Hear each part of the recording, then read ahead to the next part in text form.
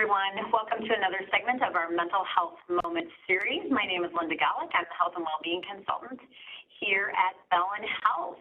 Very pleased today to welcome our very special guest. So as always, we have Charles LaTour. Charles is our licensed behavioral health therapist here at Bellin.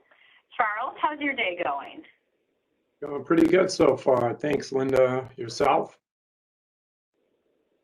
All right. So far, so good, Charles. Still a portion of the day to get through, but we're doing it, right? And our very special guest today, so excited to welcome to our discussion today, Linda Maxwell. Linda is the assistant race director for the Bellin Run, and she's the race director for the Bellin Women's Half, which is actually coming up very quickly on October 2nd. So welcome, Linda. How are you today? I'm really good, thank you. I'm loving this little bit cooler weather for sure. Ugh. It is better for the running, that's for sure. Yeah, I'm going to give a shameless plug right at the start. If you're not running the event, volunteer. We need volunteers. Okay, that's it. Okay, good. And maybe you can tell us how they can sign up to volunteer too, Linda. Yeah, if they go to our website, bellinwomenshalf.com, and click on volunteers, and there is a link there. Lots of fun jobs, both Friday, Saturday. You know, how great would it be to be at the finish line when these women have completed this event and they're so excited and happy, and to hand them water or give them their finisher medallion or the heat sheets.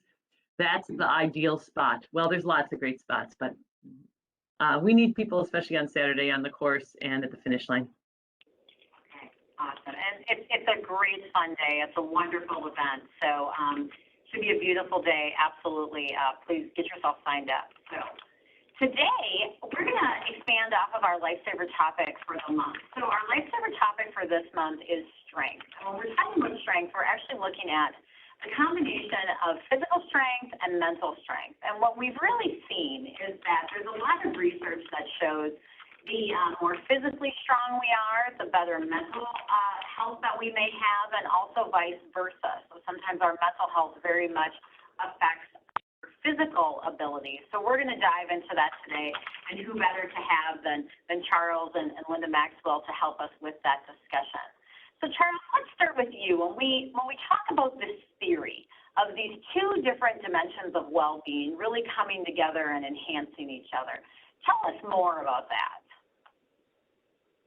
Sure. Yeah, I'll talk about it from a couple different perspectives, but the starting perspective really mainly to look at that I feel is one of the most important qualities of our overall being, not just our well-being, but it's this dynamic in which we are functional from the neck up, but also from the neck down, and that this bidirectional communication that our bodies are always experiencing and going through on a constant basis by nature, by physiology, I think is where it all comes in. So in fact, even maybe one thing I'd like to do is just take a couple minutes and give a couple examples of how we know that from a science basis, things that have been studied to demonstrate that. So let me hit two quick studies. That one is medically.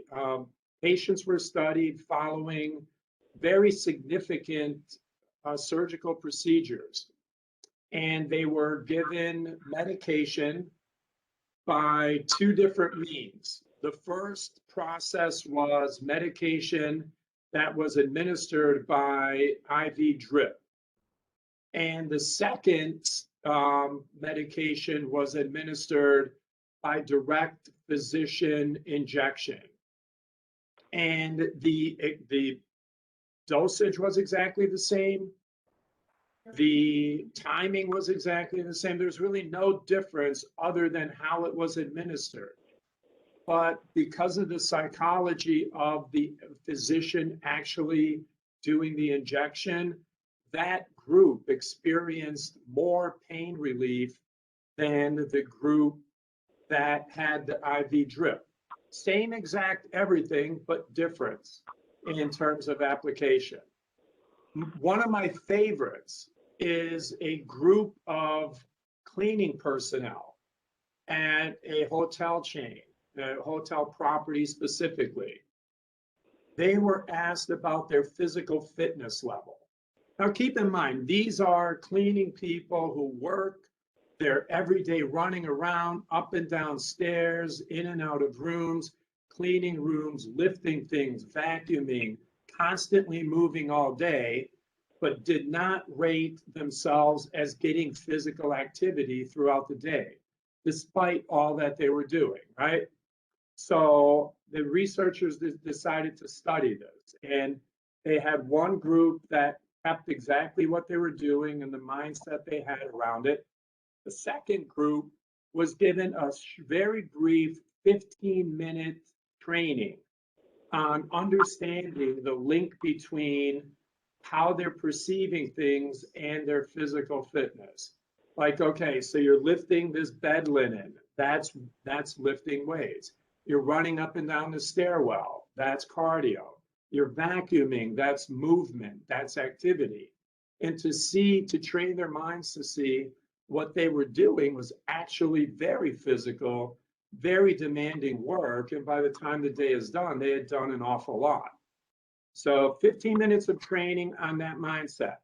And at the end of the experimental period, the group that got no training, their numbers, blood pressure, heart rate, body fat composition, weight, all of those physical markers that were being studied, their dimensions didn't change. The group that received that 15 minutes of training to see what they were doing as actual exercise, their numbers dramatically changed. So dramatically that the research team even went to the local gym to see if these people had taken out some type of membership and worked out differently during this time because their numbers were so different, which they hadn't done. All they did was they changed the mindset and how they viewed it, but physiologically, they had changed fairly dramatically. So it tells us a number of things. One is, I'm not saying don't exercise, and if you just think about it, you'll get more fit. I'm certainly not saying that, but I am saying mindset matters greatly. It very much impacts who we are, what we're about, and our body right down to a chromosomal level is always listening, always attentive, always taking in what we are thinking, and that mind-body connection, that bidirectional, because it goes upwards and then downwards, but then from the body up, it's always cycling together. And these are just two of a number of different science pieces, studies that tell us all about that. So I'll pause there. More to come on that, but I'll turn it over to you, Linda. So I think that's really fascinating, Charles, because it comes back to how people are perceiving things and how they're thinking about things and the mindset that they have surrounding whatever it is that they're involved in. So that's really great stuff. So Linda, what have you seen? I mean, you've been a runner yourself for a very long time. You're involved with a lot of different athletes and runners. And what have you noticed about that connection between the physical strength and the emotional strength? You know, I had something, I'm very fortunate to have had something happen to me in my early 30s that I can say really changed my life. And it was, I'll give you some background before I tell you how this thing so impacted my life when it comes to being active and mental health. So as a little background, I grew up in a family, 6 kids. I had 3 older brothers, all very athletic. You know, I'm the 4th one, kind of tomboy. They were all really skinny, and I was always kind of a sturdier girl. But so kind of that weight loss thing was always kind of in the back of my mind. But I also was an athlete, so I did cross country and track in high school. I was a good runner. I was no Molly Seidel or anything. Wasn't going to get a college scholarship with it, but I was a good athlete. I ran Division III college, and once I graduated from college, I really hardly ran at all in the rest of my 20s. Got busy, had a career, moved to Cleveland, moved to Chicago, had a baby, then had another baby. So now I'm in my early 30s, have had my second baby, and really was at the point where, okay, I want to lose this baby fat. I want to lose this baby weight. Recognizing that throughout my 20s, whenever I tried to start running again to lose weight, as my motivation, never really stuck for me. I think part of it is that when it comes to weight loss, exercise in any form, but running, you don't have that immediate response one way or another. If I don't run today, I'm not going to gain 5 pounds. If I do run today, I'm not going to lose 5 pounds. So recognizing that about myself, that having that as my goal, I wasn't going to stay active, but kind of went back to my roots of competition. So thought, in order to stay active and to get back in the routine of running and exercising, I signed up for a race. It was quite a ways off. I got back into my routine. But then this is where kind of things got changed in my life a bit. I had a period where I couldn't run for a week, and then it went to 2 weeks because of injury. Well, the injury got better, but I still wasn't able to get myself back running. And I just didn't have any motivation. I was feeling kind of sad. Wasn't the best mom in the world. Today, quite obvious to me. So those signs of depression, that are really, really there, just that feeling that I couldn't get going again. And I was very sad. And so my sister said to me, Linda, you got to get out running again. So I didn't want to, but got out running, and I felt better pretty much that day. Like, oh my gosh, this is, I'd heard about the runner's high, and even being a runner, I never really had that runner's high rush, but was smart enough to, recognize that these hormones were making me feel better.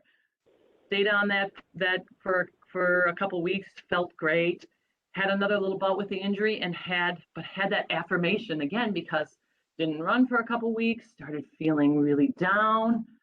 Like, oh my gosh, I ran again, felt so much better. So having that experience really taught me that there was a very significant benefit on an almost immediate basis to me staying active. And for me, that was running. That was the thing I like to do. And that profoundly affected my life, because even throughout the rest, the next 25 years, I've had lots of different stages in my running. For a while, I was really competitive. I was always, I had a group of friends that we were working out hard and trying to get PRs and, qualifying for Boston and, just wanting to be faster. And that was great for that time. It was really motivating and inspiring for me, having those goals. I tell people all the time who are, looking for ways to get inspired, sign up for a race. But then throughout my life, then I've had the times where maybe for some reason I wasn't able to, or didn't have those opportunities to be really competitive. And to be honest with you, I'm never going to have another really fast marathon or 5K or 10K. Age just does that. So if I didn't have this deeply rooted understanding that this was so good for me, for my mental health, I don't know that I would still be a regular runner than I am today. I know for sure I wouldn't be I feel like I'm pretty good in my job in using these events to inspire people, because I passionately believe that it's not only great for our bodies, and I know that I'm healthier physically, but that deep-rooted understanding that mentally that this is keeping me healthy and happy has completely changed my life. I think it changed the direction of my life, and I'm thankful for that injury that 30 years ago stopped me from running long enough to give me this understanding. So I appreciate, you look back in your life and think, oh my gosh, that was a turning point. Didn't know it at the time, but I know it now. so fascinated, and I totally can relate to that, and the idea that I've had periods of my life where I kind of go, oh, I'm feeling kind of crappy. Why am I not feeling good? And it typically is that physical movement is actually missing. And my husband and I sometimes have this conversation if somebody's being crabby in the house. It's like, did you get your workout in today? Have you had a workout? Do you think you'll be able to fit in a workout? That's kind of our little joke. But it keeps us being nicer people. It really does.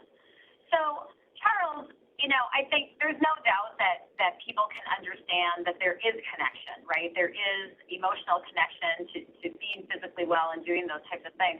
But you talked about this reflection exercise that we can kind of do with ourselves to kind of dig in a little bit and see where we're at. And it starts with the question, what's your current story? So can you tell us a little bit more about that? Sure. Let me kick it off by telling you a personal story and how it relates to an even more definitive one. And it kind of, I think, has some parallels in some respects to what Linda was capturing. So a number of years back, before I had an injury that ended my running, it was my first Boston Marathon. I was running up this hill. It's called Heartbreak Hill, and it's very aptly named. I mean, they call it this for a reason. When you're running up it, there's times where you don't feel you want to keep running up it. It seems like it just keeps going. And it's pretty crowded. It was a very warm day, which means there's a lot more spectators, which isn't always good for runners running that far. So long story short, as I'm going up, there was this one party happening. And this is a big event in Boston the city basically embraces this race like you would not believe. A big party. There was this guy laying on a lawn chase lounge with a big cooler of a mixture of adult beverages, in which his hand he had one.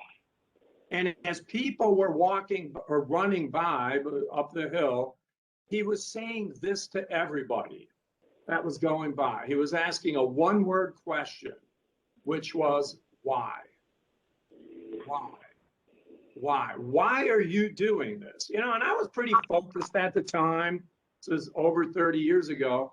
I'm running up this hill, I'm focused, didn't pay much attention. And this is like mile 18. By mile 22, I started thinking about his question a lot more. I'm like, that's a really good question. Why am I doing this? I hurt, I'm tired, I still have 3 or 4 more miles to go. I paid a lot of money as a college student to be here in Boston running this. And that's a good question. And I made it my point that day to answer that question. Why am I doing this? And why I'm doing it then has led me to that answering that why question every day for the rest of my life. Why do we do what we do? Why is anyone doing what they do? What is their purpose? Why do they do what they do? And when we have that tapped into, we are fundamentally totally different people. And when our thoughts, our feelings, our actions, what we do every day are going through that filter, that narrative, we are completely different people than we are without that happening. So what I encourage people to do is look at your own narrative. Why I'm doing what I do. What is that narrative? And then there's a second part to that. The narrative is, what am I most happy about? And is there something that I need to work out to be even happier? Is there one thing in my life that this is where, and this narrative, this story that we tell ourselves is either our greatest friend or it's somehow getting in the way of who we feel it is possible for us to become. Are we who we think we are and all that's possible, or is something getting in the way? So I'm going to ask people to do this. So here's the reflection. Looking at this, what is your current story around who you want to be, your purpose in life? And where are you on that journey? Just start with that reflection. If everyone takes a moment to think of that, and then I'll time it for a minute, and then I'll give you the second piece of it.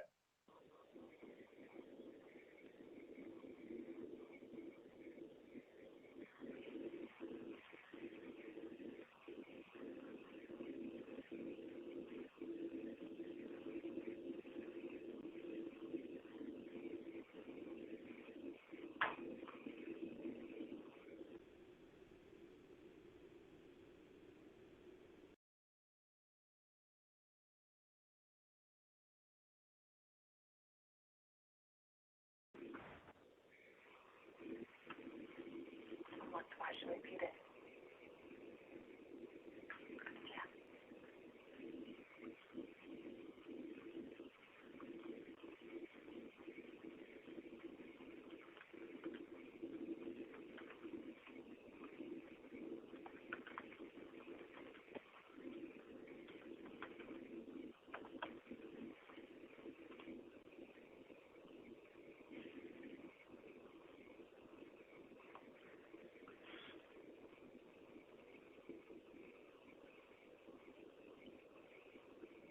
All right, so I'm going to do the second part of this, and I'm going to use if anybody has seen this animated movie called Up, it was a Oscar-nominated film for Best Movie, the only animated movie in history to receive that distinction. And in the movie, it kind of moves really fast at the beginning. There was a young couple that meets, they get together, they get married, and she dies.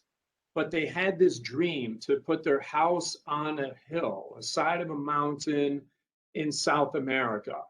And this is this guy's purpose, his quest, to put this mountain on the side of, on a mountain in South America. And he's on this journey to do it, but he's miserable. And this is where I think, some parallels Linda's unbelievable story that she captured earlier. This gentleman's story was, this is my life. And even if it kills me, I'm going to put a house on the mountain in South America because this is what my wife and I wanted to do. But he meets this little Boy Scout kid, and he meets this animal named Kevin.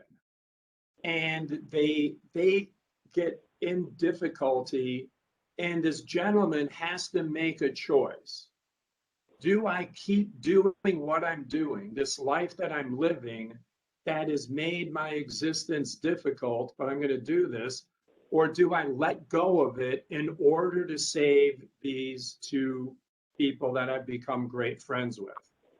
And in doing so, he makes the decision.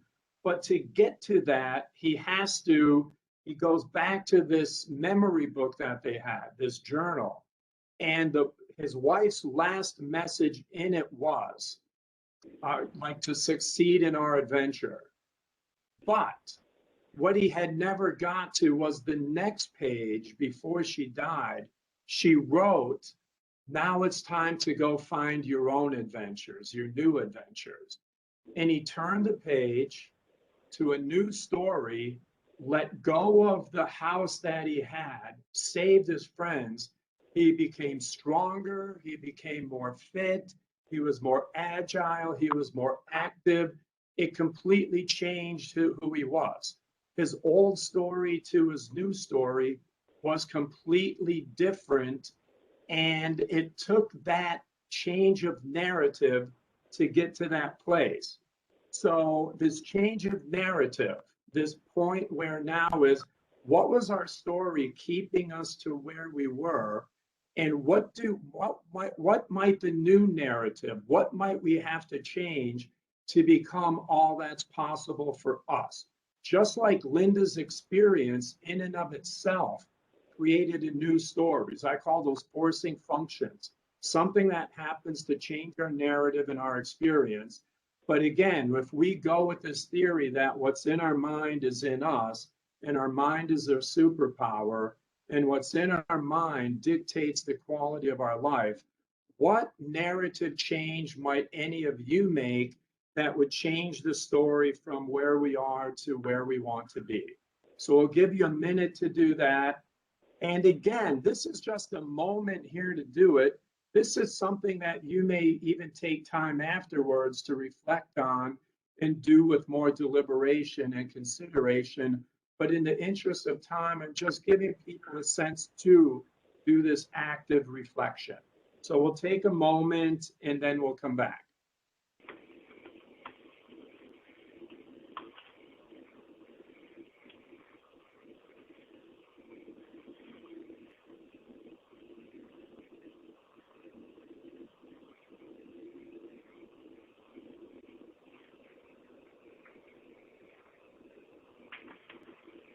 So Charles, that just really makes me think about how we become what we tell ourselves, right? And sometimes we have our own limiting beliefs. And so just an example that I kind of thought of as you were saying this was I told myself for a lot of years that I wasn't a runner. Like, I'm not a runner. Runners are those really skinny, tall people with those really long legs, and I'm more of an average size girl, and I'm not a runner. And then I always told myself that. But then after my dad passed away, I just felt like I wanted to do something that I could control. And I thought, I can control training for a run, right? So I decided to train for my first half marathon. And well, lo and behold, I guess I could be a runner. Sure, I don't look like a gazelle running down the road, but I'm still running. So it was all about what I was telling myself before I told myself something different. Yeah, we always believe what our mind is telling us. It's always that what's in our mind is in us, what our mind is telling us. The body achieves what the mind believes. There was that old quote, which is, whether you think you can or you think you can't, you are right. So you have to understand this narrative. You have to understand this story. I'm not a runner. Hey, but it doesn't mean I can't go and run, right? I may not win the Olympic 800, but I can be on the local cross country team. What I can do is, when we can focus more on what we can rather than we can't, we are in a mentally stronger place and we're stronger physically. And the last thing I want to say about it is, when we're stronger physically, we're stronger mentally.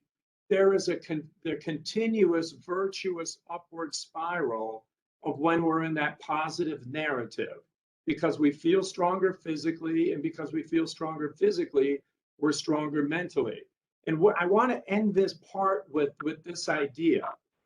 When we, like what you said and what Linda was doing, and why I want to double click back to what Linda was mentioning, and why what she was saying was so core, so fundamental. It had everything of the mind and body connection, but there's this other element of mental toughness, mental strength, which is when we repeatedly do what is more difficult rather than what is easier to do, because every day the couch is easier than the run. Every day the TV is more inviting than going out and freezing. We are going to have shorter days, colder days, rainier days, whatever days might be there. If our narrative is, I don't want to go and do that, not so mentally strong, right? But if our narrative is, I'm the person who is able to do what is more difficult than what is more easy repeatedly, then I can face anything. And if that's my narrative, that's a much stronger place to be than, oh, it's a little windy out, I think I'll watch TV. So that type of thing is what it all comes down to. So great stuff. Again, Linda, what you captured earlier with that story.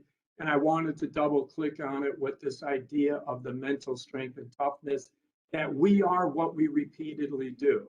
And if every day that's our narrative playing to our strength, we're getting stronger. And if every day that's doing the easier thing than the one that makes us stronger, we're not. Because we're not just going, we think of this as we're either staying where we are or moving ahead, but it isn't that way. Because every day when we're training from a strength place or not, we're training to be better tomorrow than today, not as good tomorrow as today, and you could take your pick. My hope is that everyone on this call will realize that fundamentally we're doing one or the other, and that I hope we pick the stronger one. So there you go. Can I jump in here for a minute and talk about that strength? I think sometimes too we need to accept some of our weaknesses, but once we recognize what our weaknesses are, it's easier to overcome. And my example I use all the time when I talk to people about staying on a running program is an example from my own life where when it came to a time in my life where I needed to start running early in the morning, that wasn't something that was natural for me. I didn't enjoy it. So I knew that about me, but to counteract that, I turned it around and I took that weakness and said, okay, how can I overcome that? And I recognize that I am a better friend than I am disciplined enough to run. So I would make running dates, and I knew that I would not flake on my friend where I'd flake on myself. And so recognizing that weakness and counteracting it, I think it just, when you have that self-awareness, then you can overcome those things. So figuring out what's keeping you from what you want to do. So if, again, in the running world, if you want to run after work and you get to be after work and you're hungry, okay, well, simple. Bring a peanut butter and jelly sandwich, eat it at 3 o'clock. Don't let yourself have these excuses. Recognize what your excuse is going to be and counteract that before it even becomes an excuse. Beautiful. Yeah. That's old story, new story. That's narrative. I'm not this, I'm not going to do it, but I am this and I am going to do that. So absolutely beautiful. That's exactly it. That how do we don't say that we can't, we say what can we do and how can we make it work. So again, you nailed it, Linda, captured it beautifully with that story. And I think too, just recognizing that it's not always easy, being the person that gets up in the morning to get a workout in because you have a packed life and there's things going on and picking up kids from school and whatever else you have. It's not the easiest thing to do, but when you decide that this is what I'm going to do for whatever your reason is that you're planning to do it, that's where the strength comes in. That's where you're building that habit and you're building that muscle. Nobody really feels like getting up at 5 in the morning for the first time. I don't know that anyone's supernatural to that I would say, but it's the habit. It's the habit that they've set that gets them going. But for the beginning of setting any new goal that we may have, we just have to give ourselves some parameters to say we're going to do it. And that's where we can start out. Yeah, so let me say one thing on that is that there is this notion of it might not be easy, but it'll be worth it, right? And that mental training is like any other muscle. So I just heard this last night watching the US Open, and I was switching back and forth between this athlete, Novak Djokovic, who's on the verge of becoming the most winning tennis player ever. And he said that his biggest change recently was that he's not training as hard, but he's training harder mentally. And he said that this is as difficult, is as important to train as the physical training. It's like any other muscle that we need to be mentally strong. We have to do as much training there because like anything else, we reach a certain level. I call it, its technical name is described as homeostatic capacity, our level of what we're going to be able to deal with.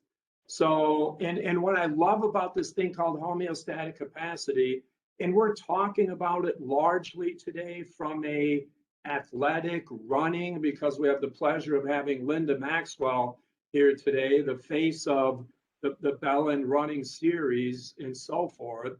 But we can take this beyond it. This is every day. This is me being a better mom, a better dad, a better coworker, a better friend. Our mindset isn't just about athletic performance. It's getting stronger mentally for those everyday things of life that we have. And that's where this term homeostatic capacity comes in. It's what's our threshold each day, where we are at it in terms of how we're going to deal with those life adversities. And every time we're doing these things like going for the run, doing whatever it is that's more difficult, this is something for the athletic event. But anytime we're training for that, we're really training for life. We're training to set that homeostatic threshold even higher. So whatever comes in our lives, we know we have the mental capacity, the mental strength to deal with it. And that in and of itself makes it worthwhile. And that's where our greatest strength in is, because whatever it is, we're going to face it as a challenge rather than a threat that's overcome us. Weakness doesn't necessarily do that. That weak mindset is, uh-oh, what am I going to do? The challenge mindset, the stronger strength mindset is all about bring it on. We're going to get through it. And that's my story. And that's how I deal with life adversities. Oh, and by the way, last thing, I'll get better as a result, because strength means we're always getting better and we're always learning and growing. So again, Linda, thank you for that story. Great stuff all the way around. So I do want to invite anybody who's with us to go ahead and put your questions in the chat if you have some questions. I just want to read a couple of things that people had in the chat already. Maureen had put, as Mary Kay Ash used to say to her consultants, what you think about, you bring about. What you think about, you bring about. So very true. And then Elizabeth had quoted you, Charles. Charles said once, make a note that this is not going to be easy, but the vision is worth going to. It's not going to be easy, but it's worth it. So great reminder on that. So I'm not seeing any questions yet, but while we wait for that, why don't we just kind of get some closing thoughts from the two of you. I really appreciate the two of you being here today. Such a treat to have you with us, Linda. We always enjoy our time with you. So Charles, any parting thoughts for our audience today?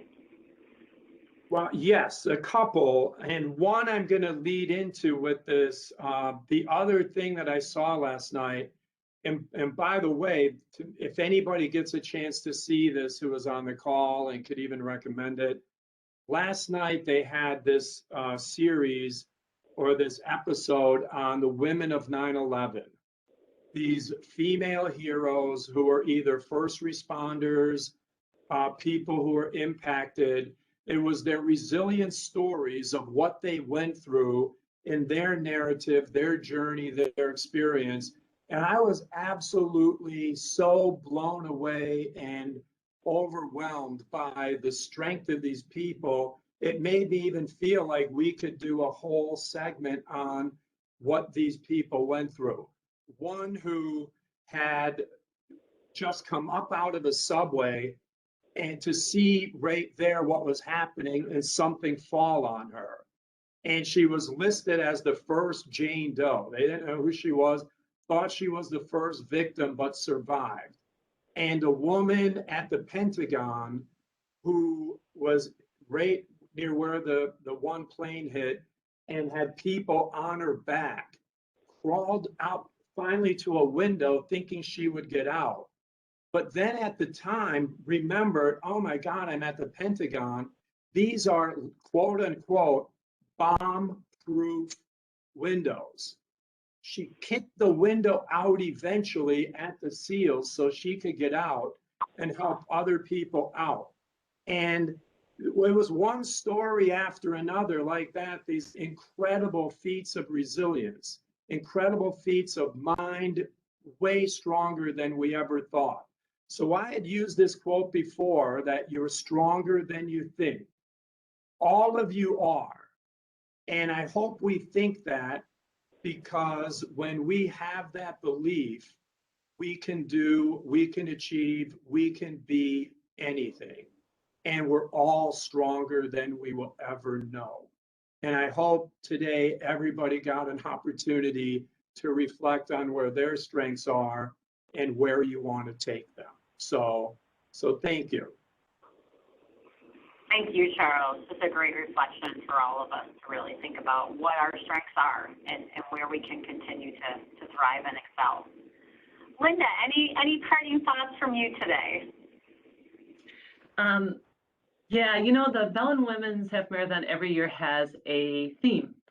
You know, it usually comes from the guest speaker that we've chosen. For example, one of them, she had a mantra that was fear less, live more. So our theme that year was fearless. And it's interesting because last year in February, we had decided on joy for last year's theme. One morning in early April, I woke up and said, that's not our theme this year. Our theme is hope. But this year, our theme is joy. And, you know, as we come through, you know, he talks about we're stronger than we think. I think a lot of us have proven to ourselves over the past 18 months that we are stronger than we think. We keep getting challenged over and over and over again. And so I just hope, you know, all of us can give ourselves some grace when we're, you know, if we're always wanting to build and get stronger and better, and then recognize sometimes we need to plateau off and give ourselves a little break and then go ahead. But that theme of joy for this year, you know, I hope that as we're trying to get better and stronger, that we are able to feel joy in what we're doing and what we're accomplishing. So my wish for everyone this year, the theme is joy, and I hope you can all feel that a lot throughout the rest of this year, and you know, as we continue to fight what we're going through right now as a world.